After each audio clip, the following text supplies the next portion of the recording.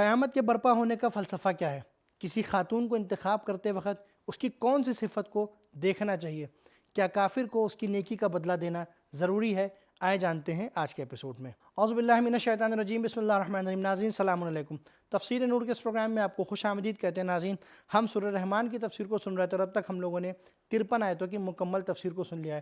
آج ہم آیت نمبر 54 سے 61 تک کی تفسیر کو جانیں گے۔ آیت نمبر 54 سے 59 تک کی تفسیر کو جاننے کے لیے آئیں اس کی تلاوت اور ترجمے کو سنتے ہیں۔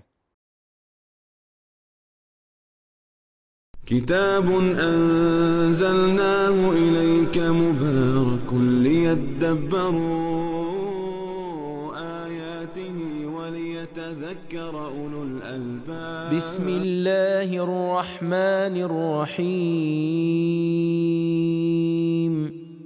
متكئين على فرش بطائنها من استبرق وجنى الجنتين دان فبأي آلاء ربكما تكذبان فيهن قاصرات الطرف لم يطمثهن إنس قبلهم ولا جان فبأي آلاء ربكما تكذبان كأنهن الياقوت والمرجان فبأي آلاء ربكما تكذبان یہ لوگ ان فرشوں پر تکیہ لگائے بیٹھے ہوں گے جن کے استر اطلس کے ہوں گے، اور دونوں باغات کے میوے انتہائی قریب سے حاصل کر لیں گے۔ پھر تم اپنے رب کی کس کس نعمت کا انکار کرو گے؟ ان جنتوں میں محدود نگاہ والی حوریں ہوں گی جن کو انسان اور جنات میں سے کسی نے پہلے چھوا بھی نہیں ہوگا۔ پھر تم اپنے رب کی کس کس نعمت کا انکار کرو گے؟ وہ حوریں اس طرح کی ہوں گی جیسے سرخ یاقوت اور مونگے۔ پھر تم اپنے رب کی کس کس نعمت کا انکار کرو گے؟ ناظرین، یہ تو تھی آیتوں کی تلاوت اور ترجمہ۔ آپ دیکھتے ہیں کہ اس کے اندر نکات کون کون سے پائے جاتے ہیں۔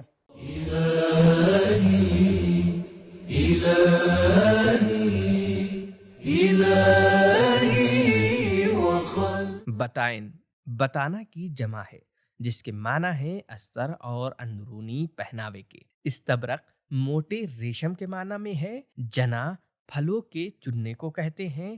دان قریب اور دستیاب ہونے کے معنی میں ہے۔ قاصرات الطرف اس کے معنی یا تو دوسروں کو نہ گھورنا ہے، یا یہ کہ خوبصورتی اور بہترین ہونے کی خاطر ان کے شریک حیات اپنی آنکھوں کو ان سے نہیں ہٹاتے اور دوسروں کو نہیں دیکھتے۔ اس آیت میں جنت کی طبعی اور مادی کامیابی کی طرف اشارہ کیا گیا ہے۔ باغ میں نہر اور چشمے کے کنارے کی رہائش، بہت سارے پھلوں اور میووں کا حصول، پورے اطمینان اور سکون کا ہونا، پاک اور خوبصورت شریک حیات کا پاس ہونا۔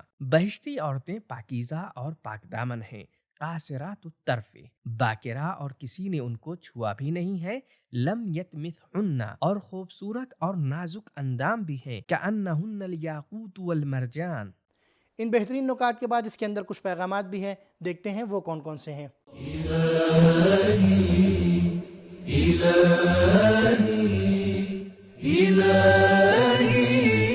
نمبر 1، آج کا ڈر کل کا سکون ہے۔ نمبر 2، جنتی لوگ جنسی میلان رکھتے ہیں۔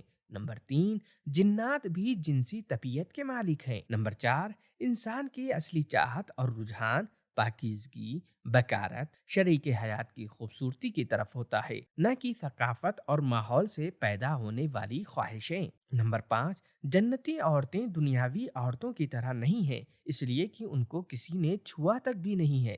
نمبر 6، پہلے اس کی عفت و پاکیزگی، بعد میں خوبصورتی۔ پہلے لم یطمثہن، پھر کأنہن الیاقوت۔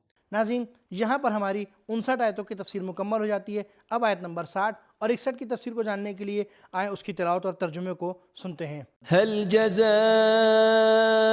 الإحسان إلا الإحسان فبأي آلاء ربكما تكذبان. کیا احسان کا بدلہ احسان کے علاوہ کچھ اور بھی ہو سکتا ہے؟ تو تم اپنے رب کی کس کس نعمت کا انکار کرو گے؟ ان بہترین آیات کی تلاوت کے بعد دیکھتے ہیں کہ اس کے اندر نکات کون کون سے پائے جاتے ہیں.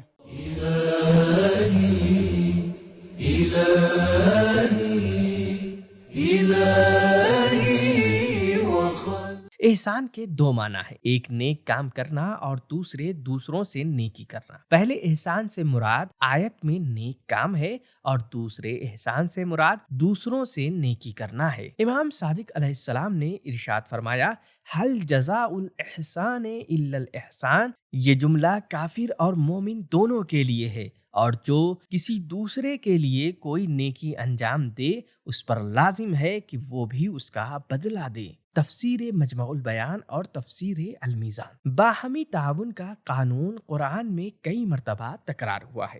فاذکرونی اذکرکم، تم مجھے یاد کرو تاکہ میں تمہیں یاد کروں. ان عدتم عدنا، اگر تم واپس ہو جاؤ تو ہم بھی واپس ہو جائیں. فاعتدوا علیہ بمثل ما اعتدى علیکم، جتنا انہوں نے نقصان کیا ہے تم بھی اتنا ہی نقصان کرو. وَلَهُنَّ مِثْلُ الَّذِي عَلَيْهِنَّ، جتنی ذمہ داری عورت پہ ہے اتنی ہی تنخواہ، اتنا ہی حق اس پہ ہے. ان عاقبتم فعاقبوا بمثل ما عوقبتم، اگر دشمن سے انتقام لینا چاہتے ہو تو جتنا نقصان اٹھایا ہے اتنا ہی نقصان پہنچاؤ. ان تنصروا اللہ ینصرکم، اگر خدا کی مدد کرو گے تو اللہ بھی تمہاری مدد کرے گا. فلما زاغوا ازاغ اللہ، اگر جان بوجھ کر منحرف ہو جاؤ گے تو اللہ اسی انحراف میں چھوڑ دے گا. امام علی علیہ السلام رسول خدا صلی اللہ علیہ وآلہ وسلم سے نقل فرماتے ہیں کہ اللہ نے فرمایا کیا ایسے شخص کی جزا جس کو توحید کی نعمت سے نوازا ہے جنت کے علاوہ کچھ اور بھی ہے؟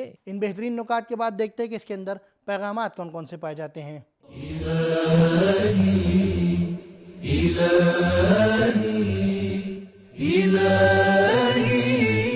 نمبر 1، دوسروں کی نیکی اور احسان کے بدلے ہمیں بھی نیکی کرنا چاہیے. حل جزاء الاحسان الا الاحسان، کیا اللہ کے انسان پہ اتنے زیادہ احسان کے بدلے سوائے احسان کے کچھ اور مناسب ہے؟ نمبر 2، صرف اقدار کے بارے میں سوچو، نہ کہ لوگوں کے بارے میں، جنڈر، قوم و قبیلہ، حسب و نسب، عمر اور جگہ کے بارے میں. نمبر 3، احسان کا بدلہ کسی بھی قسم کا کتنا بھی ہو، چاہے جہاں ہو، جب بھی ہو، چاہے جس شخص سے بھی ہو، احسان ہی ہونا چاہیے. نمبر 4، قیامت کے برپا ہونے کی ایک وجہ عدل کا اور احسان کا بدلہ دینا ہے. نمبر 5، اللہ کا ہماری نیکیوں کی بہترین جزا دینا ایک نعمت ہے. تو ناظرین معلوم ہوا کہ قیامت کے برپا ہونے کا فلسفہ یہ ہے کہ قیامت میں انسان کو نیک بدلہ دیا جائے گا جو لوگ دنیا میں نیکیاں کرتے تھے. اور اسی طرح سے انسان کو شریک حیات کو انتخاب کرنے کے لیے 2 چیزوں کو دیکھنا ضروری ہوتا ہے، لیکن اس کے اندر مقدم اور مؤخر کا خیال رکھنا پڑتا ہے. سب سے پہلے آپ کو دیکھنا پڑے گا کہ اس کی پاک دامنی کیسی ہے. اگر وہ پاک دامن ہے تب آپ کو اس کی خوبصورتی دیکھنا ہے، مگر ہمارے معاشرے میں پہلے خوبصورتی دیکھی جاتی ہے اور پھر پاک دامنی دیکھی جاتی ہے. ناظرین آج کا ہمارا یہ ایپیسوڈ یہیں پر ختم ہوتا ہے. انشاءاللہ پھر ملیں گے، تب تک کے لیے شکریہ. خدا حافظ. سبیل قرآن، قرآنی سماج کی پہچان.